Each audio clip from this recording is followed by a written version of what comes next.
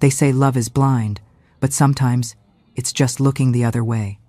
For 7 months, I believed my husband was a hero. Every Wednesday, he told me he was donating blood to save lives. I cooked him distinct meals to keep his strength up. I bragged about him to my neighbors. But the only thing he was donating was his time to another woman. Good morning, my dear. I am Grandma Elizabeth. I am 93 years old, and looking at me now, you see a successful businesswoman. But back in 1952, I was just a naive girl standing in the rain, watching my perfect marriage dissolve into a puddle of lies. Today, I'm going to tell you how I turned a cheater's betrayal into my empire. Before we stitch this story together, please hit that like button and subscribe. It tells me you're ready to hear the truth. And tell me in the comments, what's the biggest lie you've ever been told? I read them all. Now, let's go back to 1952. I was just 23 years old, with 2 small children, James, who was 4, and Charlotte, barely 2. And a marriage that, in everyone's eyes, was perfect. We married when I was 19 after a courtship of just 6 months. That's how it was back then, my dears. There was no such thing as dating for years like there is today. My William worked at a large paper mill here in the city. He earned a good salary, enough to maintain a simple but comfortable house in the Georgetown neighborhood of Seattle. Our first years were joyful. William was a good father. He would come home from work and play with the children in the yard. He helped me bathe them before bed. On Sundays, we all went to church, and afterwards, we would have lunch at my mother Margaret's house. God rest her soul. It was a simple life, but I felt fulfilled, you know? I had achieved what every girl of my time desired: a good husband, healthy children, and a home to take care of. Everything began to change one Wednesday in March. William came home and announced that the company doctor had recommended that all employees donate blood at Seattle General Hospital. According to him, whoever donated would get a half-day off per month. It seemed strange to me, but I didn't question it. My husband had never been very brave with needles. He always went pale when he needed a shot. But I thought the incentive of time off had encouraged him. The following week, on a Wednesday, he left work early and said, "I'm going to make that blood donation I told you about. Lizzie, don't wait up for dinner, because afterwards, I'll stop by Frank's house to watch the baseball game." Frank was a coworker, so I didn't see anything odd in that. But the following Wednesday, the same story repeated itself. And the Wednesday after that, again. That was when I began to suspect. Now, I know what you are thinking. Elizabeth, how could you be so naive? No one gives blood that often. But you see, my dears, love has a way of making us blind to the obvious. I didn't question the science because I trusted the man. Trust is a beautiful curtain, until the wind blows it open. One Sunday, when we were at my mother's house, I casually mentioned William's donations. My older brother, George, who worked as a janitor at the same hospital, frowned and said, "That's strange, Lizzie. No one can donate blood every week. The body can't take it. Generally, you're only allowed to donate every 3 months." It is often a small, casual remark that pulls the loose thread of a lie. For Elizabeth, this was the moment the doubt set in. But wait until you hear how she decides to uncover the truth. Her next move is both heartbreaking and brilliant. That information spun in my head, making me dizzy, making me sick. Why lay about something so noble? Giving blood is giving life. It is an act of sacrifice. But William was using a sacrifice as a mask for his sin. When he arrived that night, the house felt colder than usual. I looked at him, searching for the man I married, but he felt like a stranger wearing my husband's face. I asked him how the donation had gone, my voice trembling slightly. He gave vague details, looking everywhere but at me. He said it was quick, that he had been attended to by a very nice doctor. A nice doctor. My heart tightened painfully. I asked to see his arm, to see the proof of his goodness, the needle mark. William froze. For a split second, I saw panic in his eyes. He pulled his arm away as if my touch burned him, said they had taken it from the other arm this time, and quickly changed the subject. He went to shower, scrubbing his skin as if trying to wash away the lie, but the smell of betrayal lingered in the air. That same week, I went to the supermarket and ran into the wife of one of William's colleagues. During our conversation, I asked casually about the mill's blood donation program. She looked at me confused and said she knew nothing about it, that her husband had never mentioned such a thing. The suspicions started to grow inside me like weeds in a well-tended garden. I began to notice other changes in William. He arrived home, smelling of a different perfume. He started dressing better to go to work. He bought new shirts without consulting me. His paycheck, which was previously handed over almost entirely for household expenses, began to shrink. William always had an excuse. I had to buy a round for the guys. I needed to fix something on the car. Prices went up this month. During meals, he hardly spoke to me. He was always distracted. With the children, he was still affectionate, but I noticed his mind was far away, in another place or with another person. A neighbor of mine, Barbara, told me she had seen William entering Seattle General Hospital one Wednesday, but he wasn't alone. He was accompanied by a young woman in a white uniform. Probably a nurse, she said, without giving it much importance. But for me, that was like a dagger in the chest. I remember looking at my children that night, sleeping peacefully, unaware of the storms that were forming in their parents' marriage. James was identical to his father. He had the same lively and curious eyes. Charlotte looked more like me, observant. I thought about their future, about our family, about everything we had built. Was I imagining things? Was the fatigue of caring for two small children making me paranoid? But then I began to notice more details. William kept the change from purchases in his pocket without giving it to me. Sometimes he would take the Seattle Times and stay for long minutes in the classified section, as if looking for something. And worst of all, he began receiving strange calls. When I answered, the person on the other end would hang up immediately. It was a morning in April, while I was washing his clothes, that I found a note in his shirt pocket. It was a small piece of paper folded several times with feminine handwriting that said only, "Wednesday, same time. Miss you. S." There was nothing else, but that was all I needed to confirm my suspicions. That night I couldn't sleep. I lay staring at the ceiling, listening to William's steady breathing beside me, thinking about how a man could sleep so serenely while betraying his wife's trust. I thought about confronting him immediately, throwing the note in his face and demanding explanations. But something told me to wait, to be absolutely certain before making any accusation. I decided then that the next Wednesday I would discover the truth with my own eyes. I spent the whole week planning. I talked to my mother. I asked her to stay with the kids that day. I invented an excuse. I said I needed to go to the dentist. My mother, always so perceptive, noticed my nervousness, but asked no questions. She just hugged me tight and said, "Whatever it is, my daughter, remember that you are strong." On the morning of that fateful Wednesday, I woke up with my stomach turning. I could barely eat breakfast. William seemed normal.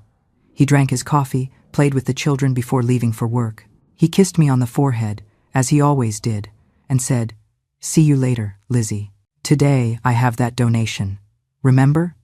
Don't wait up for dinner." I nodded, trying to control the trembling in my hands. As soon as he left, I began to get ready. I put on my best dress, that navy blue one I used only on special occasions. I combed my hair carefully. I put on a soft lipstick. I wanted to be presentable when I confronted whatever I was going to find. I took the children to my mother's house shortly after lunch. James asked why he couldn't stay home, and I lied, saying the dentist was going to take a long time. Charlotte, always so sensitive, took my hand and asked why I was sad. I swallowed the lump in my throat and said it was just a headache. I knew William usually left work at 4 p.m. on those Wednesdays. The mill was 20 minutes by bus from home. I positioned myself at the bus stop nearest to the mill, but not the usual one he used, to avoid being seen. When I saw him walk out the factory gates, my heart raced. He was more dressed up than usual. He had put Brill cream in his hair and was wearing the new shirt he had bought the previous month. William took the bus heading toward downtown Seattle, not the one coming to the neighborhood. I got on the same bus, keeping my distance, hiding behind other passengers. I got off when he got off, near Seattle General Hospital. I followed him at a safe distance, watching him enter the hospital, not through the main entrance, but through a side door where there was a less crowded entrance. I waited a few minutes before entering as well. The hospital was relatively quiet at that hour. I asked a lady at the reception where the blood donation sector was, and she pointed me down the path opposite to where William had gone. My heart sank even further. I followed the hallway I had seen William take, a more administrative hallway with several small offices. That was when I saw, through the window of one of those rooms, my husband sitting in an armchair, chatting animatedly with a young woman in a white nurse's uniform. She was pretty. She couldn't have been more than 22. Light hair tied up in a bun, a delicate and cheerful beauty. I stood paralyzed. Watching them, they laughed, seemed so intimate, so comfortable with each other. And then, without warning, I saw William stand up, take the girl by the waist, and kiss her on the lips. It wasn't a quick or shy kiss.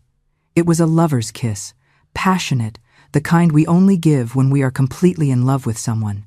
There is no pain quite like witnessing the betrayal with your own eyes. It's a devastating moment for Elizabeth. But don't turn away now, because this isn't where her story ends. It's actually where her true strength begins to rise. I felt the floor disappear beneath my feet. The air vanished from my lungs. A lady passing by the hallway grabbed my arm, asking if I was okay, saying I was pale as a ghost. I couldn't answer. I simply pulled away and ran out of there. Tears were already blurring my vision. I don't know how I managed to get back home. My body functioned automatically while my mind was a whirlwind.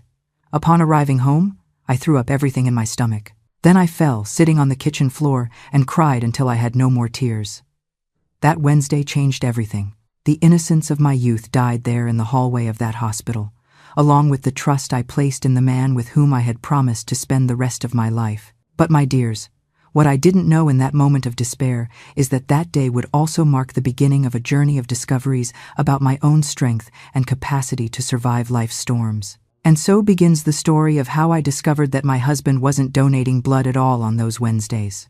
I returned home that day with trembling legs and a heart broken into pieces. The journey back from the hospital was the longest of my life.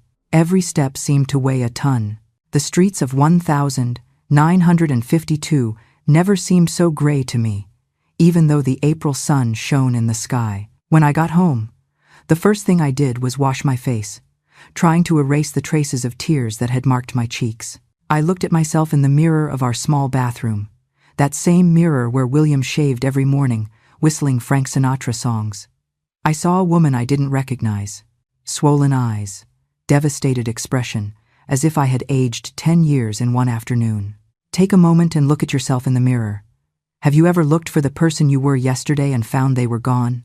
That young girl with the sparkle in her eyes didn't survive the bus ride home, and in her place stood a woman who had to learn, right then and there, how to turn tears into stone.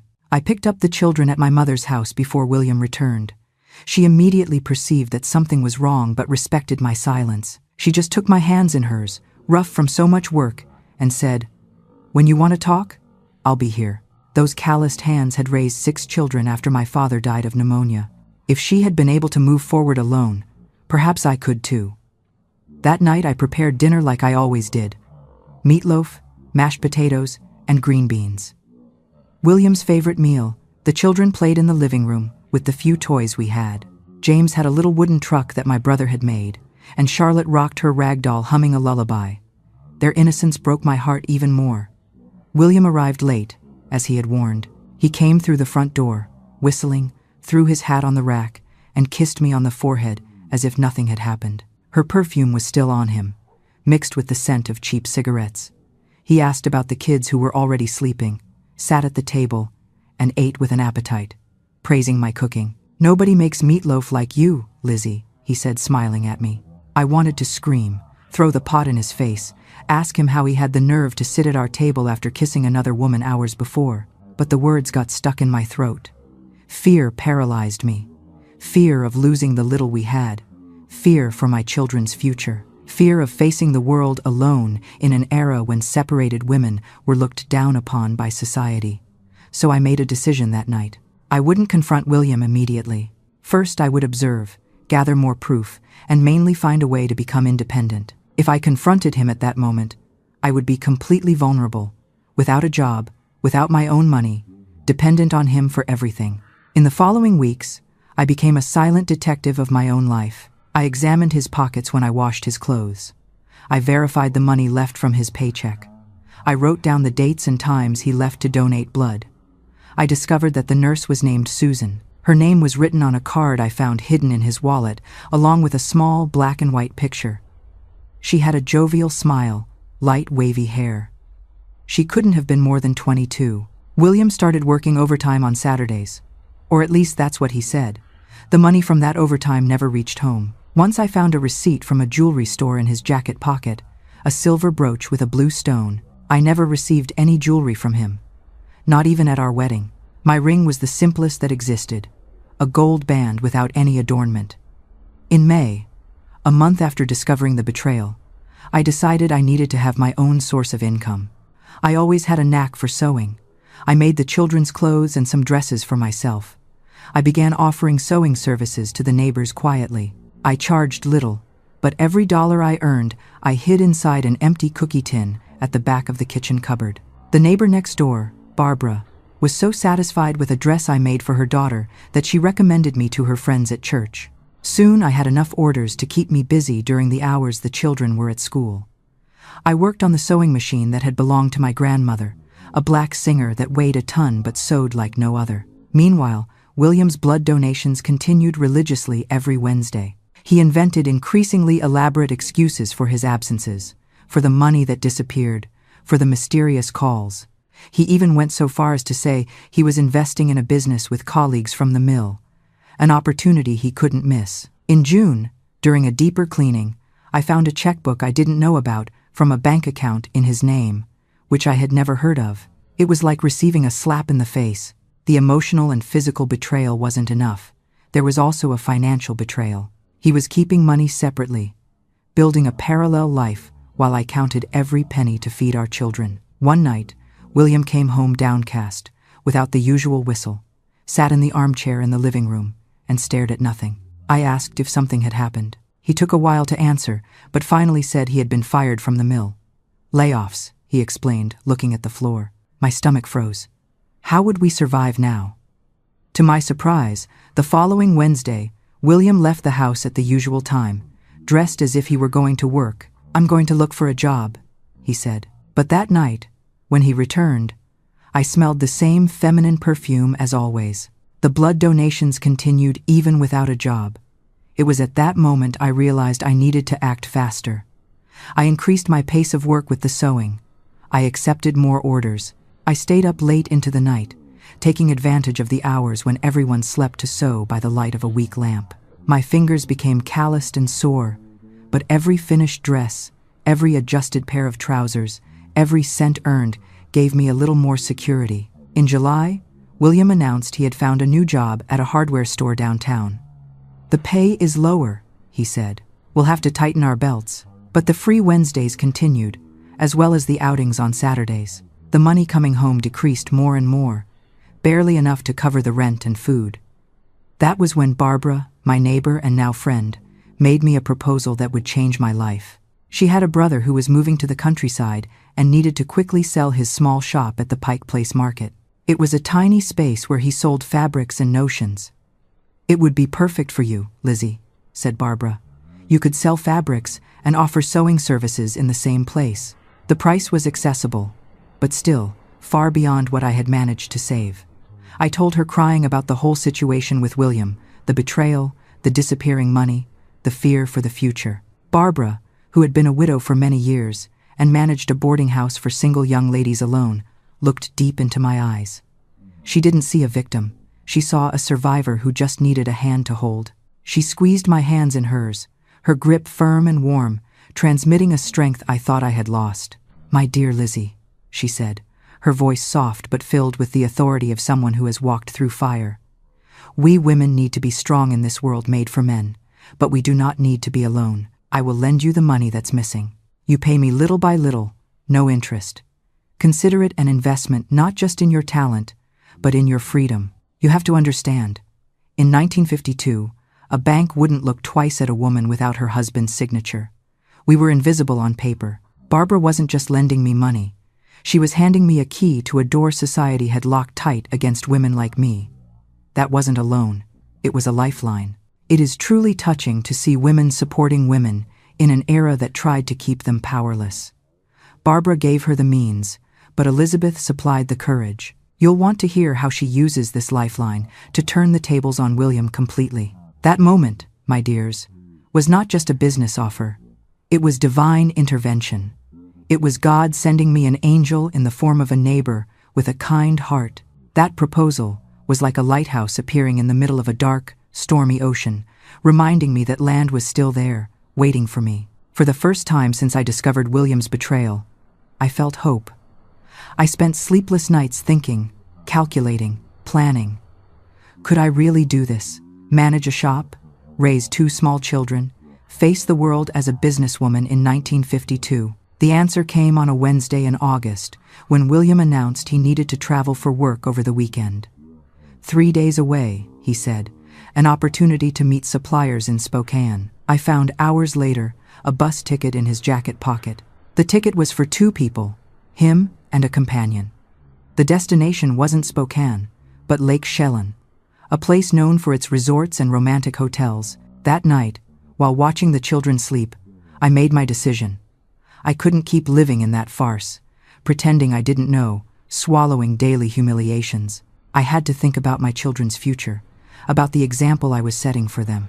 What kind of man would my James become if he saw his father treat a woman like that? What kind of relationships would my Charlotte seek if she considered this type of disrespect normal? The next day I sought out Barbara and accepted her proposal. We signed a simple handwritten agreement where she lent me the money to buy the fabric shop. We agreed that I would pay a small amount monthly for 3 years. She insisted on not charging interest, saying that seeing a woman conquer her independence was payment enough. I did everything in secret while William was traveling for work with his nurse. I counted only on the help of my mother and Barbara. The shop was small and needed renovations, but it had potential. It was located in a good area of the Pike Place market, where many housewives circulated in search of fresh products. When William returned from the trip, tanned and relaxed, he found a different wife. I no longer trembled in his presence. I didn't lower my eyes when he spoke.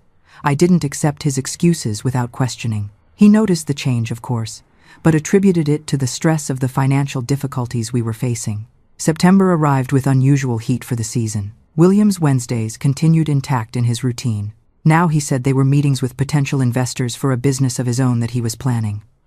I let him continue with his lies while I prepared the ground for my independence. The fabric shop, which I began to call Elizabeth's Alterations, was inaugurated in the first week of October. I didn't make any official announcement, just invited the clients I already had from the home sewing service. Little by little, I transformed the space, adding a small window display with ready-made dresses, a corner with embroidery samples, a rack with clothes for alterations. William knew nothing. He thought I was still doing small sewing jobs at home to supplement the income he brought and which decreased every month. Meanwhile, I began saving money in my own bank account, opened with the help of Barbara, who had contacts at the local bank. It was at the end of October, after almost 7 months living in that unsustainable situation, that destiny decided it was time to bring everything to light. William lost his job at the hardware store. This time it wasn't because of layoffs, but because of frequent absences and constant lateness. He arrived home devastated, or at least pretending to be. He let himself fall into the living room armchair and announced that we were in serious financial trouble.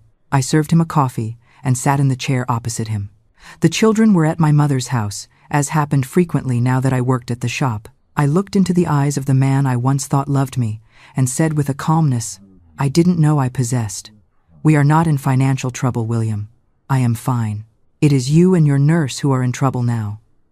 The expression on William's face at that moment was something I never forgot. First came surprise, then shock, followed by a clumsy attempt at indignation. His eyes widened. The coffee cup trembled in his hands, and for an instant, it seemed that time had frozen in our small living room. "What are you talking about, Lizzie? What nurse? Are you crazy?" The words came tumbling out of his mouth as he placed the cup on the table, spilling a little of the dark liquid onto the crocheted tablecloth my mother had made as a wedding gift. That white tablecloth, now stained, seemed to symbolize perfectly what had happened to our marriage. "Don't take me for a fool, William. I've known everything for months. Your weekly blood donations, the nurse Susan, the romantic trips, the money you siphon from the family budget to please your mistress." My voice came out firm, without tremors, without tears. I had cried everything there was to cry in the lonely nights of the last few months. William jumped up, his face pale, then red with anger. He tried to use the oldest masculine tactic in the world, denying everything and making me seem crazy. You're inventing things, woman. It's that sewing work that's driving you crazy. You spend your time there listening to the gossip of envious neighbors. Envy? Envy of what, William? Of a lying husband? Of a man who steals money from his own children's food to buy silver brooches for some nurse? I opened the drawer of the sideboard and took out all the proof I had meticulously collected in the last months. The card with her name, the jewelry store receipt, the receipts from the hotel in Lake Chelan, the checkbook for the secret account. I followed you, William. I saw you together at Seattle General Hospital. I saw you kissing her in that room while I was at home, believing my husband was a decent man. He collapsed back into the armchair like a deflated balloon. All the feigned indignation went down the drain. He stared at the evidence scattered on the table, unable to keep denying. He ran his hands through his hair. That hair he now combed with such vanity to impress the other woman. It was a mistake, Lizzie. It meant nothing. These things happen. He began with the typical excuses, those that men have used for generations to justify their weaknesses. 7 months of mistakes, William, because that is how long I have known about your betrayal. 7 months watching you lie to me every day, watching you divert the money that should feed your children. Don't you understand? He tried to argue. His voice lower now, almost pleading.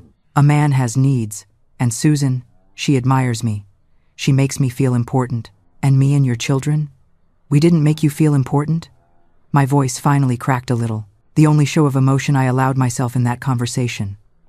William tried to get closer, touch my arm, but I recoiled as if his touch could burn me.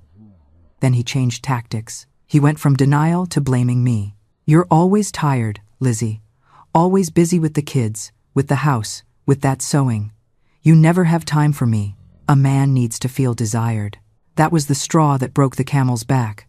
I stood up, feeling a strength I didn't know I had inside me. And who desires me, William? Who makes me feel important? I spend my days taking care of your children, cleaning your house, cooking your food, washing your clothes. I spend the nights awake sewing to supplement the money you no longer bring home. And I should still have the energy to make you feel desired? The silence that followed was deafening. William looked at the floor, unable to face me. Finally, he raised his eyes, and for the first time that night, I saw a glimmer of genuine shame in them. What do you want me to do, Lizzie? I want you to leave this house today. The words left my mouth with a certainty that surprised me. I hadn't planned that. I hadn't thought about what I would say when I finally confronted him, but in that moment I knew it was the right thing. Leave? Where will I go? He seemed truly stunned, as if he had never considered that his actions could have consequences. Wherever you want. To your nurse's house? Maybe. She will surely be happy to welcome the man for whom she left her morals on the floor. But what about the kids? And the house? How are you going to support yourself? His concern wasn't for me, I realized, but for what others would think, for his public image. I took a deep breath, feeling a strange calm envelop me. The children will stay with me, of course. And as for supporting myself, I paused, looking at that man I once thought I knew. I have a shop now, William. My own business, Elizabeth's Alterations at the Pike Place Market. What a magnificent turn of events. William thought he held all the power, but Elizabeth had been building her fortress right under his nose. Let's listen to see how a man who thought he could have it all reacts when he realizes he's lost everything. It was his turn to look completely surprised. A shop? What are you talking about? While you were spending our money on your mistress, I was building a future for myself and our children. I've been working there every day for the last few weeks. I thought you would notice my absence, but apparently, you were too busy with other matters. William remained silent, digesting the information. Then, as so many weak men do when confronted with a woman's strength, he tried to diminish my achievement. A little sewing shop, that won't last 3 months, Lizzie. You don't know anything about business. I smiled. Not a smile of joy, but of determination. Maybe not, but I understand hard work and honesty, 2 things you seem to have forgotten a long time ago. Oh, my dears, if you have ever found your voice after years of silence, you know that exact trembling feeling inside your chest. It was terrifying, yes, to speak to him like that. But let me tell you, the taste of your own dignity is sweeter than any wine. That night, William gathered some clothes in an old leather suitcase. The children were still at my mother's house, spared from the sad spectacle that was seeing their father abandoning the home. While he packed his things, I sat in the living room looking at our wedding portrait on the wall. Me, so young, so full of dreams, in that simple dress my mother had helped sew, and him, so handsome in his borrowed suit, smiling at the camera as if the future were a golden promise. When William finished packing the suitcase, he stopped at the living room door, appearing somehow smaller, less imposing than the man who for years had commanded our house. "Can I say goodbye to the kids tomorrow?" he asked in a low voice. I nodded. As hurt as I was, I couldn't deny my children the opportunity to say goodbye to their father. "Come in the afternoon. We'll be home after school." He hesitated, as if he wanted to say something else. Maybe ask for forgiveness. Maybe make one more attempt to convince me to let him stay. But he just nodded, took the suitcase, and walked out the door. When the sound of his footsteps faded on the sidewalk, I felt a mixture of relief and terror. I was alone now, truly alone. A separated woman in 1952 with 2 small children to raise and a fledgling business to manage. The road ahead seemed terrifying, full of obstacles I couldn't even imagine. That night, I couldn't sleep.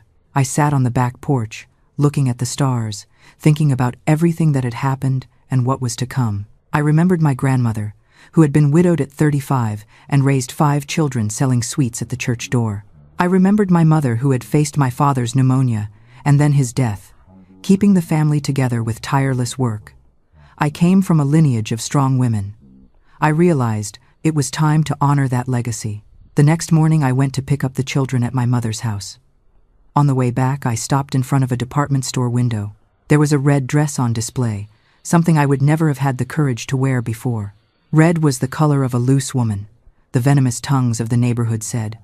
But looking at that vibrant fabric, I felt a sudden desire for change, for rebirth. I entered the store and bought the dress using part of the money I had saved so meticulously. When the salesgirl asked if it was for a special occasion, I simply replied, "It's to celebrate a new beginning." People whispered, "Of course.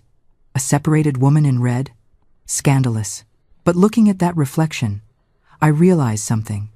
Sometimes, the only way to heal a broken heart is to wear the very color they say you shouldn't, just to prove to the world and to yourself that you are still alive, still burning. Telling the children that their father would no longer live with us was one of the hardest things I've ever done in my life. James, with his 5 years, asked if it was because he had broken Daddy's watch last week. Charlotte, always so sensitive, just hugged me tight, as if she understood much more than her words could express. "Daddy still loves you," I explained, swallowing the lump in my throat. "It's just that now he's going to live in another house. You can see him whenever you want." William came in the afternoon, as we had agreed. He had deep, dark circles, unshaven beard, looking to have aged years in a single night. He brought gifts for the children, a new car for James, a porcelain doll for Charlotte. Expensive gifts, I noted, probably bought with the money that should have been for our sustenance. I left the 3 of them in the living room while I pretended to tidy something in the kitchen. I heard his choked voice, promising that he would come to see them always, that he would take them for outings on Sundays, that nothing would change in the love he felt for them. The children, in their innocence, believed. I knew better. When he was leaving, he called me to a corner and tried one last play. "We can still fix this, Lizzie. I can end everything with Susan. We can be a family again." I looked at the man who one day made me believe that love was an impregnable fortress and felt only an immense weariness. "There is nothing to fix, William. You broke something that cannot be repaired." I looked at my children playing with the new gifts, oblivious to the drama of the adults. "They will always be your children, and you will always be welcome to visit them. But between us 2, it is over." He tried to argue more, but there was a firmness in my voice he hadn't known before. Finally, he felt defeated and left. In the following days, I faced the curious looks of the neighbors, the whispers when I passed, the poorly disguised questions of the ladies at church. I learned that William is living in a boarding house downtown. They say they saw him with a young girl in white. "Oh, how are you going to raise those children alone, my daughter?" I held my head high, put on my new red dress, and moved forward. I opened the shop every day, punctually at 8 inches the morning. I took the children to school, then to my mother's or Barbara's house while I worked. I went back to pick them up in the late afternoon. I helped with homework, made dinner, told stories before bed. It wasn't easy. There were days when the fatigue seemed to crush me, when the bills piled up on the kitchen table, when the children cried asking for the father who appeared less and less. Nights when I myself cried softly into the pillow, asking myself if I had made the right decision, if I would be able to go on. But every morning I got up, washed my face, combed my hair, and went back to fight. Elizabeth's alterations was growing slowly. The customers who came for small repairs ended up enchanted with the dresses I designed and sewed in my free time. I began to receive orders for parties, graduations, even for weddings. It was a twist of fate. I, who had seen my own marriage crumble, was now crafting gowns for happy beginnings. In November, I received a proposal that changed the course of my small business. The mayor's wife, Mrs. Montgomery, entered the shop looking for a dress for the City Hall's New Year's Eve ball. "I saw a model in the window," she said, mentioning she was enchanted with the cut, which was different from everything she found in the big department stores in the city. I sewed for her a petrol blue dress with a cut that valued her fuller silhouette, different from the standardized models that the fashion magazines of the time imposed.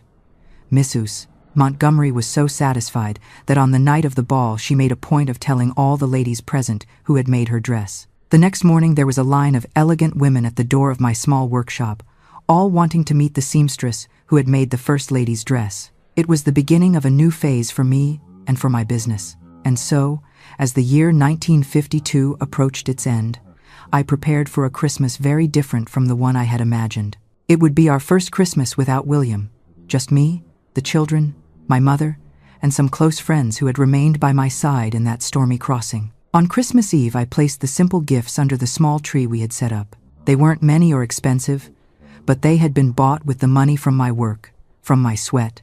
When the children fell asleep, I sat on the porch with a cup of tea, contemplating the lights of the neighboring houses. I thought about the year that was ending, about the painful discoveries, about the tears shed, but also about the strength I didn't know I possessed, about the true friends I had found, about the self-respect I had recovered. I thought about the woman I was before, submissive, insecure, dependent, and the woman I was becoming, determined, autonomous, resilient.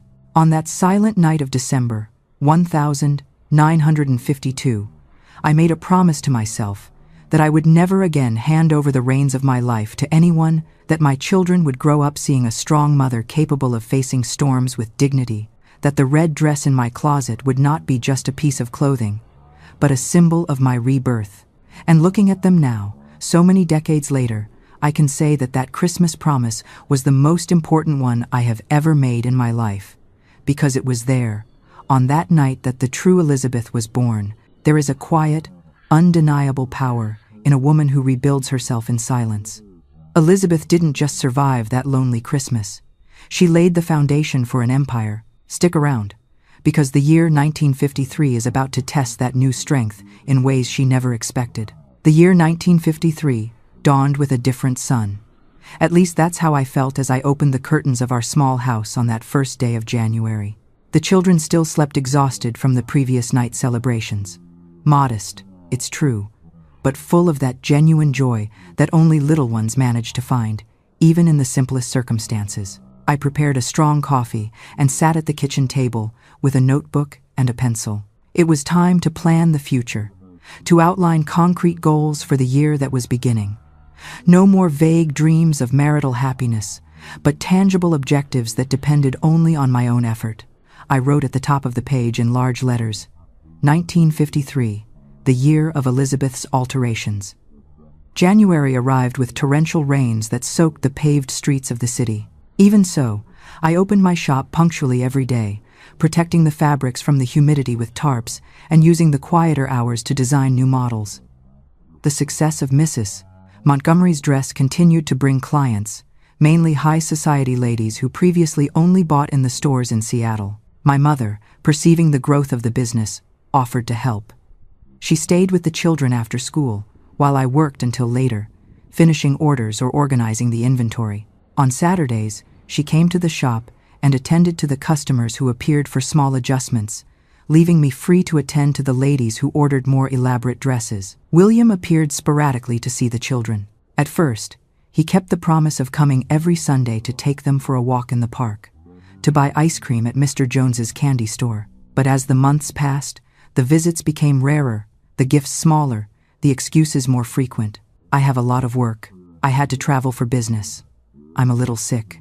The children felt their father's absence, especially James, who sometimes sat for hours on the porch step, waiting for a visit that didn't happen. Charlotte handled it differently. She drew portraits of our family, always with 4 figures, as if refusing to accept the new reality. Those drawings broke my heart.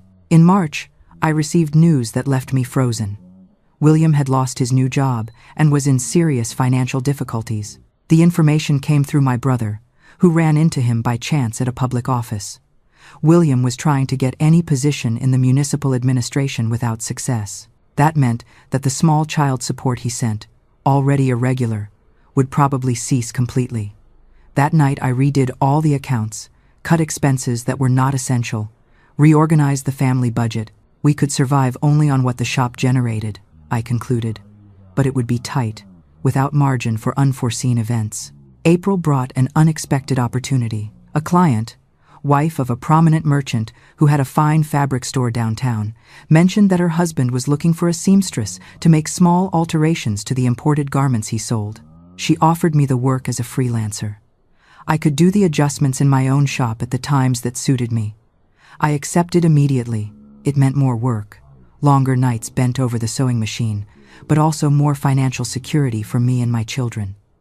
I began to reserve the mornings for the orders from Mr. Edwards's store, as the merchant was known, and the afternoons for my own clients. In May, a neighbor came to tell me with that tone of false concern that barely hid the pleasure of gossip that she had seen William with Susan leaving the courthouse. They were formalizing the union, she said, watching my reaction attentively. I thanked her for the information, with a serene smile that left her visibly disappointed. She expected tears, despair, any sign that the news had affected me. The truth is that I felt a strange relief. If William was moving on with his life, formalizing his relationship with Susan, maybe he could finally be a more present father to the children. Maybe the stability of a new marriage would help him reorganize his finances and return to contributing to the children's support. It was a vain hope. In June, on one of the rare Sunday visits, William appeared with news. He was moving to Portland with Susan. She had gotten a position at a larger hospital, with better pay. He would accompany her, looking for better opportunities in the state capital. And the children? I asked, feeling my blood boil despite my controlled tone. I will come to visit them whenever I can, he replied without looking me in the eyes. Portland isn't that far, but it was far enough. Far enough for the weekly visits to become monthly, then quarterly, until almost disappearing. Far enough for my children to start calling a framed photograph on the shelf Daddy, a man who existed more in their memories than in their daily lives. July arrived with a harsh winter and a flu epidemic that affected the whole city. James was one of the first to get sick at school, followed by Charlotte 2 days later. Soon I was also down with a high fever, coughing incessantly. I had to close the shop for a week, the first time since I opened it. Barbara and my mother took turns caring for the 3 of us, bringing hot soups, medicines, words of comfort. The solidarity of those women who faced their own difficulties but still found the strength to extend a hand to someone in need moved me deeply. When we finally recovered and I reopened the shop, I found a pile of overdue orders and anxious clients. I worked practically non-stop for 2 weeks to catch up. I slept only 4 or 5 hours a night, my fingers so calloused that sometimes they bled when the needle slipped. But I didn't complain. Every finished dress, every satisfied client, every compliment received was a confirmation that I was on the right path. The pain in my fingers, the deep, dark circles, the constant fatigue were just the price to pay for the independence I valued so much.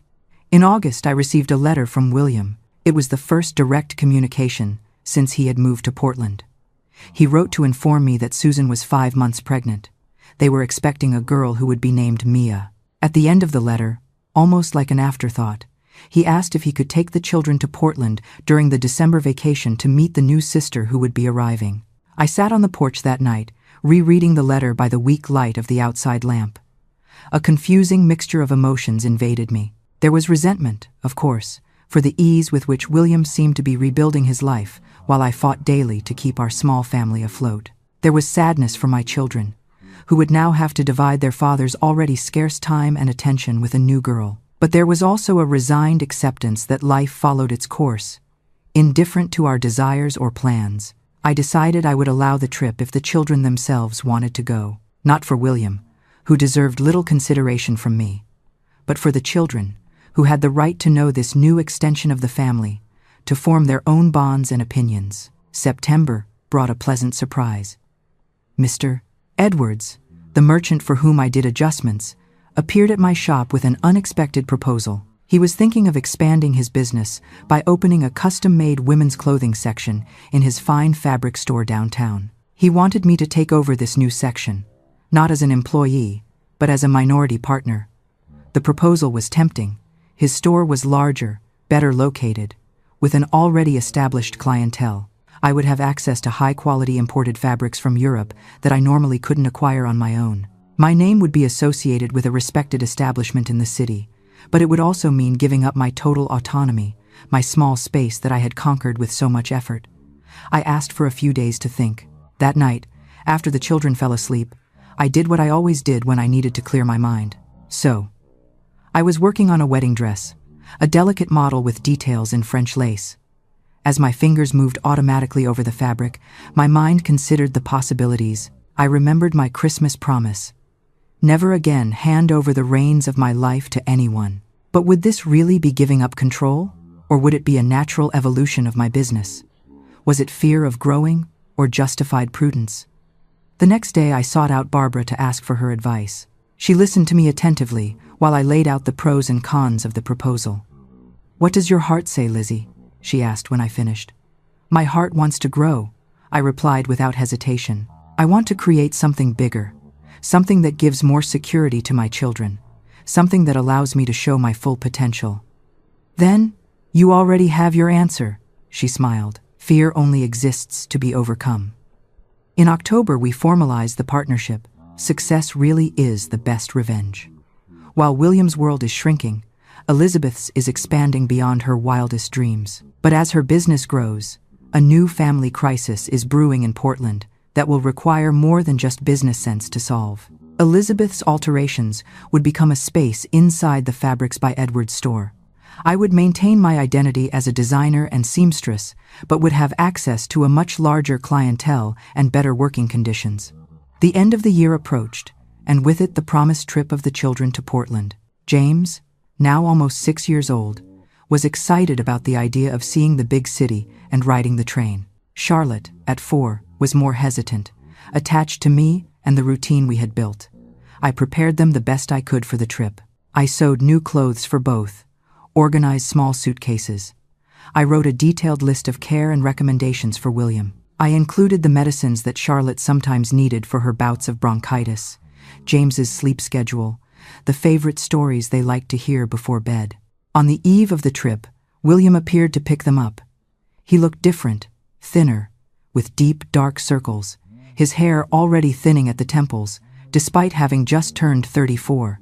He didn't look like the radiant man I would expect to see about to receive a daughter. While the children finished getting ready, we had a brief conversation on the porch. That was when I discovered that not everything was as perfect as the letter suggested. Susan had complications with the pregnancy. She was on absolute bed rest. The job at the hospital wasn't as good as they expected. The cost of living in Portland was consuming all their resources. "Why do you want to take the children now, William? It doesn't seem like a good time," I questioned, genuinely concerned for my children's well-being. He hesitated, then admitted. "Susan insisted. She wants to meet them before the baby is born. She thinks it will be easier for everyone if they form a bond starting now." It sounds strange, doesn't it? Why would she want to see my children? But guilt does strange things to people, my dears. She wasn't just trying to bond. She was trying to convince herself that they were a normal family, trying to erase the wreckage they left behind by playing house with my children. That bothered me deeply.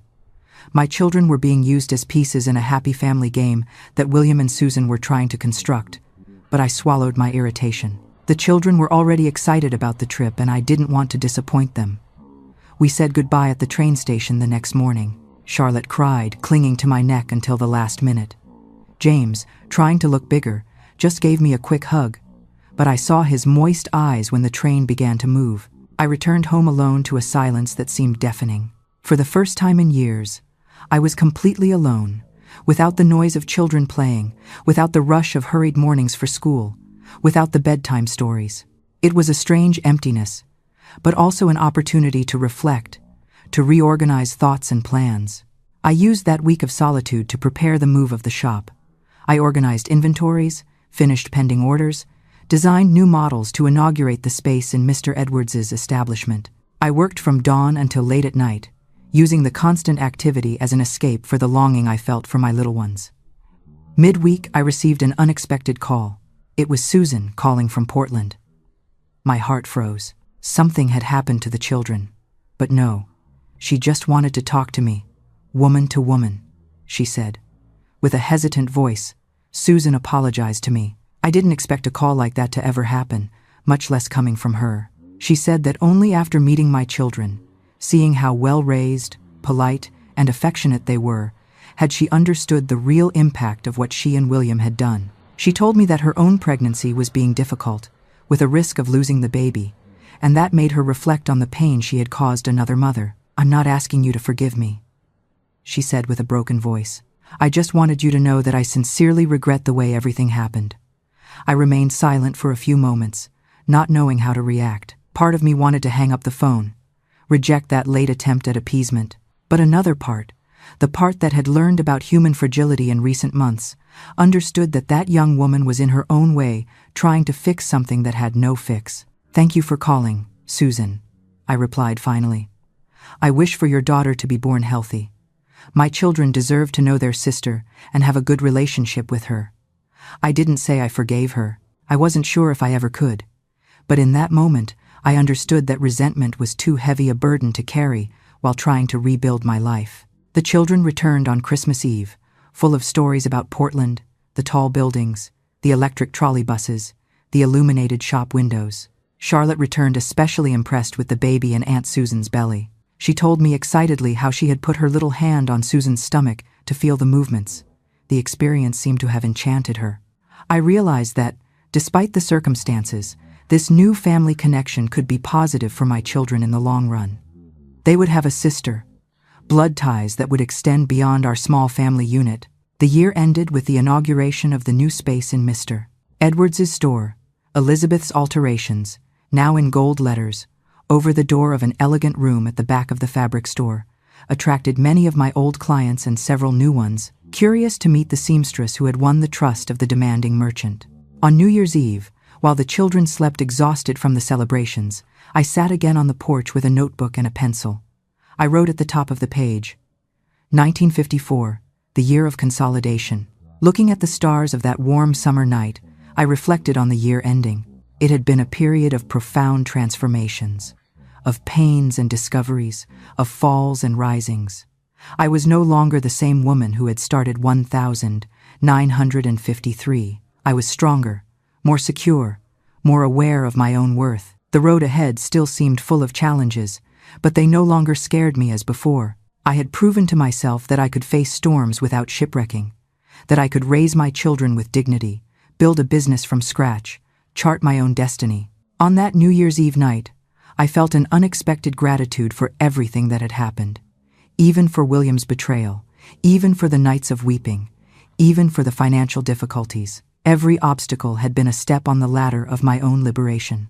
With the sky exploding in fireworks, announcing the arrival of 1954, I made a new promise to myself that that year would be not only of survival, but of flourishing, that not only would I continue standing, but I would walk with firm steps and head held high toward the future I was building with my own hands.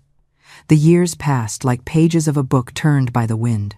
Every season brought its own challenges and victories, its own lessons and surprises. Looking back now, with the wisdom that only wrinkles and white hair bring, I see that those first years of forced independence were merely the beginning of a journey much longer and richer than I could ever have imagined. 1954 was as I planned that New Year's Eve night, the year of consolidation. The workshop in Mr. Edwards's store prospered beyond my expectations. The combination of my talent for sewing and design with the established clientele and the fine imported fabrics he offered created a perfect synergy. Soon, my creations became known not only in the city, but in the whole region. Ladies from neighboring towns made special trips to order dresses for important occasions. I began to create not only individual garments, but small seasonal collections inspired by European fashion magazines that Mr. Edwards brought from his trips. The children grew up healthy and adapted to our new life. James, always so like his father in appearance, revealed himself completely different in temperament, studious, responsible, with a precocious seriousness that sometimes worried me. Charlotte, on the other hand, had inherited my inclination for manual arts. She spent hours by my side in the shop, observing attentively how I cut the fabrics, how the threads transformed into shapes. William and Susan continued in Portland. Little Mia was born in February of that year with some health problems that required special care in the first months. William's visits became even more sporadic, although he maintained contact through letters and occasional calls. The children traveled to Portland during the July and December vacations, always returning with stories of their little sister and life in the big city. 1955 brought a new turn in my life. Mr. Edwards, already 67 years old and without children to take over the business, proposed a full partnership in the store. He would keep part of the profits, but the day-to-day administration would pass completely into my hands. It was a unique opportunity, but also a huge challenge for a 8-year-old woman with limited formal education. I talked at length with my mother and Barbara before making a decision. Both encouraged me to accept, reminding me of everything I had already conquered, starting from zero. "You were born for this, Lizzie," said my mother, holding my hands between hers. "You have your grandfather's business instinct and your grandmother's determination. Don't waste what God gave you for fear of what others will say." I accepted the proposal. The store was renamed Elizabeth's Fine Fabrics and Designs, a significant change that finally placed my name in the foreground. I hired 2 young apprentices to help with the simpler sewing, allowing me to concentrate on designs and special clients. At the end of that year, I was able to buy our own house, a 2-story one, small but comfortable, with a yard where the children could play and a space I transformed into a personal studio. It was the first time in my life I signed a deed, that I put my name on something truly mine. The sensation was indescribable, a mixture of pride, fulfillment, and a pinch of silent revenge against all those who doubted a separated woman could prosper alone. The 60 seconds arrived with winds of change. America boiled with new ideas, new sounds, new behaviors. Fashion reflected those transformations, and my workshop needed to adapt. Skirts got shorter, colors became more vibrant, fabrics more daring. My younger clients wanted dresses inspired by Jackie Kennedy and Audrey Hepburn, while the more traditional ones resisted the changes. It was a period of expansion and reinvention. I took my first formal fashion course by correspondence with a school in New York City. I bought more modern machinery, hired more employees, diversified the store's offering to include accessories and even a small line of ready-to-wear clothes. James entered the University of Washington to study engineering in 1966 with a scholarship earned by his exceptional performance.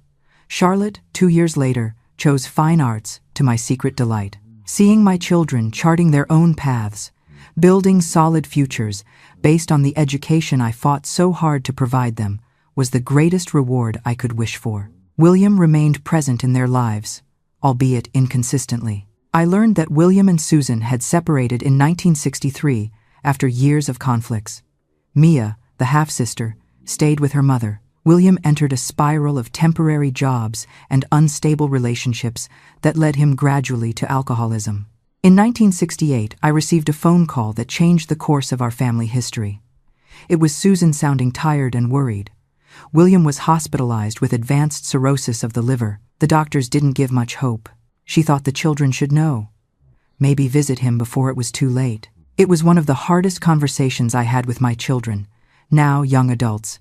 James, at 21, reacted with the same contained seriousness as always, planning the trip to Portland immediately. Charlotte, at 19, cried like the sensitive girl she always was, reliving all the absences and broken promises of her father over the years.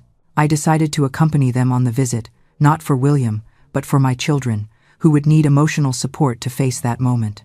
The man we found in the hospital barely resembled the William I knew. Thin, yellowed by jaundice, aged far beyond his 48 years. His eyes, however, still had that characteristic shine when he saw the children enter the room. It was a brief and emotionally charged visit. William asked the children for forgiveness for the absences, for the failures, for the wasted years. He promised to get better, leave the hospital, be the father he had never been. It was painful to hear promises that we all knew wouldn't be kept, not for lack of will, but because his time was running out. When the young ones went out to get coffee, William asked to speak to me alone. With a weak voice, he whispered, "You were right, Lizzie, about everything. I was a fool." He tried to take my hand, but I recoiled instinctively, not out of anger or resentment. Those feelings had dissipated a long time ago. It was just a reflex of self-preservation, an invisible wall built over years. "Don't worry about that now, William," I replied, adjusting his pillow. "Concentrate on getting better." He smiled sadly. Always practical, always strong. I wasted the best thing that ever happened to me. It took a lifetime, but he finally understood the value of what he threw away. It's a tragic realization for him, but a validating moment for Elizabeth. Stay with us for the final reflection, because there is one last secret letter that ties this entire journey together. Many of you might ask, "Elizabeth, didn't you want to scream at him one last time?" But hate is too heavy to carry for a lifetime. Looking at him then, frail and broken, I didn't see a monster. I just saw a man who traded a diamond for a stone and spent the rest of his life weighing the difference. I didn't answer. There was no adequate answer for that late realization. The silence spoke for both of us, loaded with unlived stories, with possibilities lost the moment he chose another door, another path. William passed away 2 weeks later with Mia and James by his side. Charlotte couldn't get back in time, having to finish an important project at the university. The funeral was simple, with few present besides the family. Years of instability and problems had driven away most of the old friends and colleagues. My children's grief was complex, a mixture of sadness for the loss and frustration for the incomplete relationships, for the unanswered questions, for the moments that never existed. I supported them as I could, respecting their different ways of processing the pain. Mia, then 14, became closer to her siblings after her father's death. She was an intelligent and sensitive teenager, very similar to Charlotte in artistic temperament. I began inviting her to spend time at our house during school vacations, gradually creating a bond that transcended the painful circumstances that united our lives.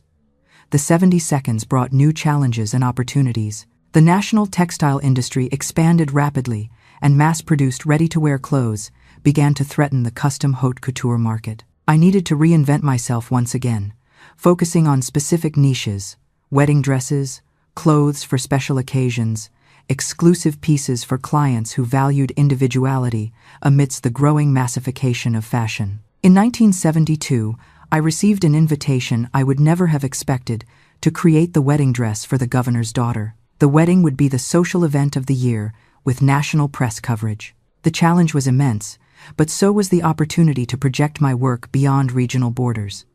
I dedicated myself body and soul to that project. I drew and redrew the model dozens of times. I imported French lace. I worked on every detail with the precision of a watchmaker. The final result, a dress of classic line with contemporary elements, was considered a triumph by specialized critics and opened doors I didn't even know existed.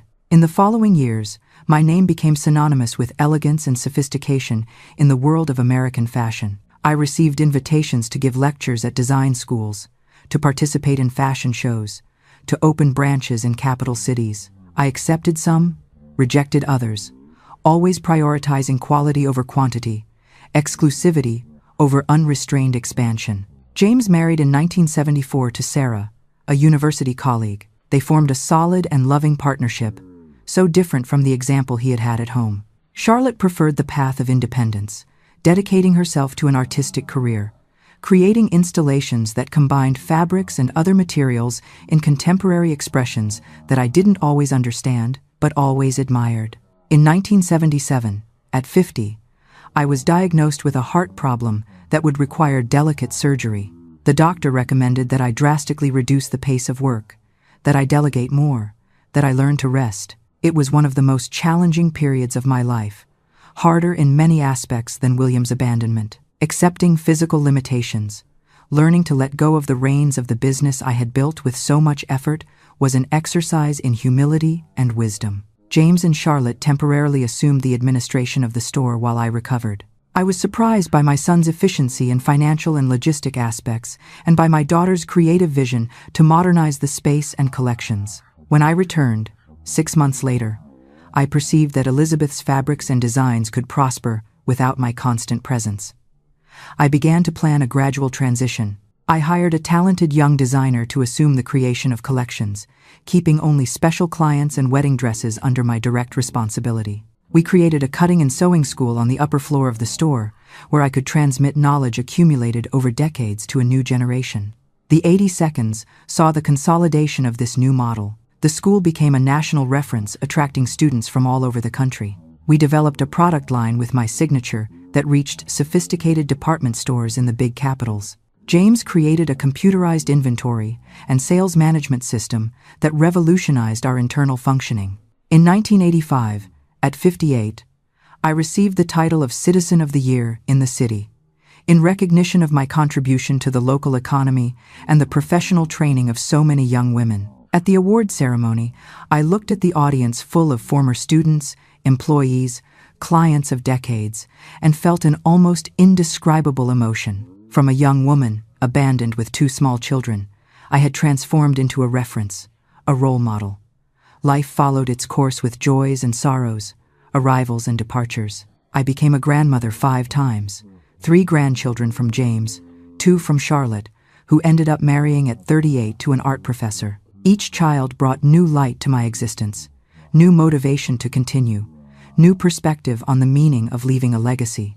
It was in 1992, during the 40th anniversary party of Elizabeth's alterations, as it was called again after Mr. Edwards's definitive retirement, that an unexpected figure appeared at the door. Susan, now a lady with gray hair and elegant posture, came to congratulate me on the trajectory. We talked at length about the tortuous paths of life, about how choices made in youth molded future decades, about forgiveness and new beginnings. She told me that she never married again after separating from William, dedicating herself entirely to her nursing career and raising Mia, who was now a pediatrician. "It was you who taught me, without knowing what it means to be a strong woman," she confessed with tears in her eyes. "Watching how you moved forward, how you built something magnificent from the ruins, I found my own path." That conversation closed a cycle I didn't even know needed closing. The forgiveness I couldn't offer William on his deathbed came naturally for Susan, not as an absolution, but as a recognition of our shared humanity, of our fragilities and strengths. In the years that followed, I gradually moved away from the active administration of the business, although I maintained a studio at home, where I continued to create special pieces for significant occasions. The graduation dress of a granddaughter, the gala outfit for the 80th birthday of a faithful client from the early days. In 2002, at 75, I published my memoirs in a book that became surprisingly popular. Stitching Fates was not just my personal story, but a tale of how American women conquered professional spaces and autonomy throughout the second half of the 20th century. Using my trajectory as a connecting thread, today, looking back at my 93 years, I see that rainy Wednesday in April 1952 was not the end of a story, but the beginning of another, much richer and authentic one. William's betrayal, which at the time seemed a sentence of perpetual unhappiness, was actually the door that led me to true freedom. If we had stayed together, I probably would never have discovered my own strength, my talent for business, my capacity for constant reinvention. I would have been someone's wife, never truly myself. A few years ago, I received an unexpected letter. It was from an elderly lady who had found among her late husband's belongings a box with old letters. The husband had been a friend of William in the last years of his life, when both frequented the same support group for recovering alcoholics. Among the letters was one addressed to me.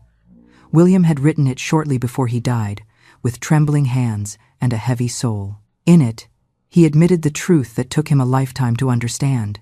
He hadn't just left a wife. He had walked away from the best part of himself. He called me the pillar of steel wrapped in silk, the true strength of the family. Reading those words after so many decades, I didn't feel anger. I didn't even feel sadness. I felt peace. The peace of a woman who knows her own worth without needing a man to validate it. His validation was no longer necessary, but his regret was the final stitch closing a wound that had healed long ago. I placed the letter in a box, not as a treasure, but as a trophy of survival. My husband thought he broke me that night he left with his suitcase. He thought a woman in 1952 couldn't survive without a man's paycheck. But he forgot one thing. He gave me a reason to fight. That red dress I bought? It wasn't just fabric, my dears. It was my war flag. I didn't just mend clothes in that shop. I mended my soul. And while he spent his life chasing fleeting moments, I built a legacy that is standing strong 4 generations later. So, here is my lesson to you. If life or a man cuts you deep, don't just bleed. Bleed, and then use that pain to dye your own fabric. Make something beautiful out of the wreckage. You are the designer of your own destiny, and no one else holds the scissors but you. Thank you for listening to my confession. If my story gave you strength today, please share it with a friend who needs to hear it. And I have a question for you in the comments. What is one dream you put on hold for someone else? Tell me below. Maybe it's time to pick it back up. Until next time, wear your red dress proudly. With all my love, Elizabeth.